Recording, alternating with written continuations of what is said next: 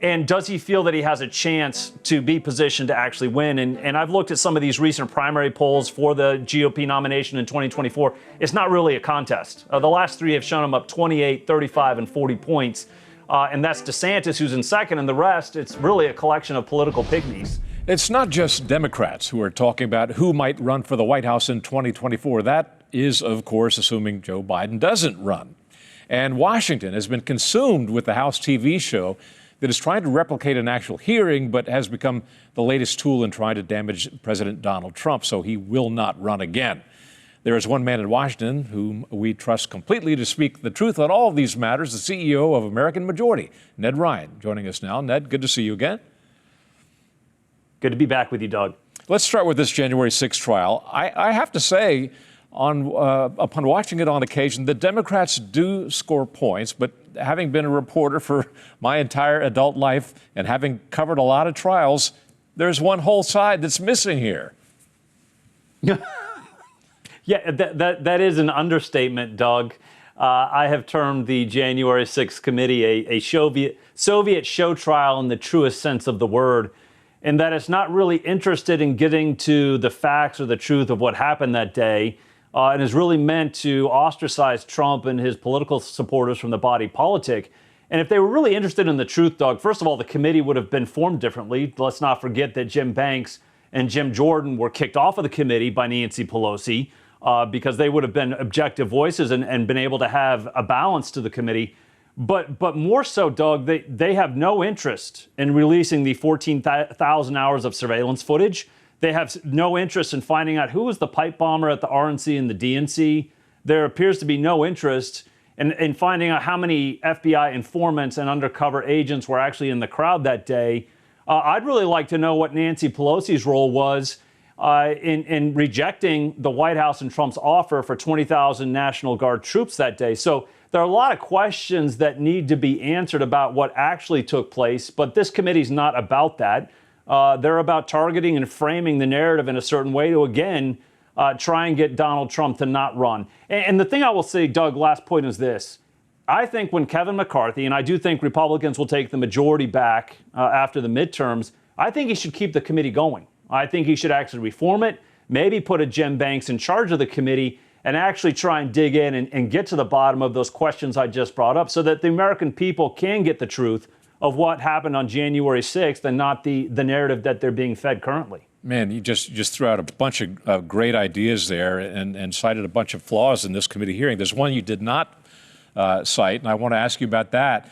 It is that the committee is cherry-picking testimony from people who've given literally hundreds of thousands of pages of depositions. I want to see what's in those depositions that may not be so flattering to the committee.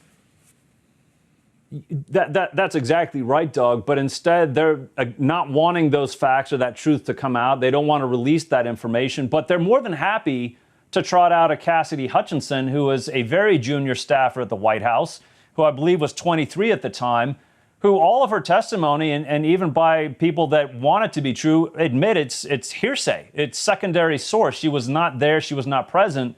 And Doug, I immediately, when I heard her testimony, started laughing because you started hearing all of this buzz that somehow all of these senior officials leaned on this very junior staffer at the White House. I've been in D.C. for over 20 years. That's not how D.C. works, and it's certainly not how the White House works. Junior staffers like that are usually the coffee gophers, but they're certainly not being leaned on for insights on days like January 6th. Yeah, and keep in mind that she was only 23 years old at the time she was serving in the Trump administration. Right. So, yeah, she doesn't know a lot, at least didn't at that time in her life. You mentioned the midterm elections. Let's fast forward 2 years beyond that to 2024. Obviously, the intention of this hearing is to damage Donald Trump so that he doesn't run again, and maybe they refer a prosecution to the Department of Justice. Will he run again, in your mind? Oh, he will. I've actually had this very specific conversation with him, Doug, about if he's running and when he's going to announce. Best of my knowledge, I think the latest he announces would be January or February of 2023. But I suspect if the midterms go really, really well, he might announce very soon after those midterms.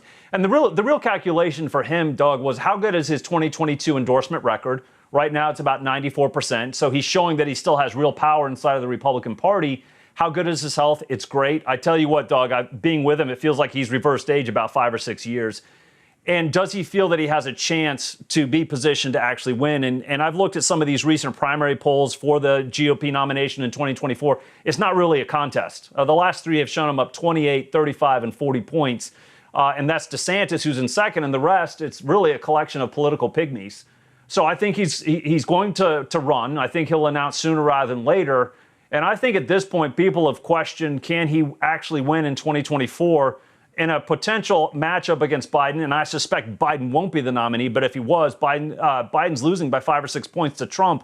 So I think Trump's going to run again. I think he'll be very successful. And people, I think they want that $1.85 for a gallon of gasoline. They'll take a few mean tweets along with it. Really interesting you say that. You're going further in the direction of him running than anybody I've had on this program. And you've had actual conversations with him where he's indicating that that is the case? Yeah, no, actually, yeah, multiple conversations in which I asked him bluntly. We were walking through some endorsements for this year. And I said, sir, people have asked me, if you're running again? And I've told them, without even having this conversation yet with him, Doug, I was fully convinced he was going to run. First of all, because, again, he has a very successful endorsement record. His fundraising is going great. And really, who's going to challenge him? Outside of DeSantis, who I think would be a potential legitimate primary opponent, though I don't think he will challenge him, there's really nobody else that I think has a chance against Donald Trump for the nomination. So I think he will win. The other part that's fascinating to me, too, tying into the first topic of January 6th, many people that I consider establishment on the left in D.C. are absolutely terrified of him running again because he is such a disruptive force, I think, for the good of this country. So he is running again. I'm just curious. I think the real question is, when's he going to announce? And I suspect sometime after the midterms, before the end of this year. Well, that's really fascinating. It raises the issue, if he does run again, or if he would become president again, one thing is guaranteed, and that is that we're going to have a divided country, a badly divided country, because half this country simply despises him.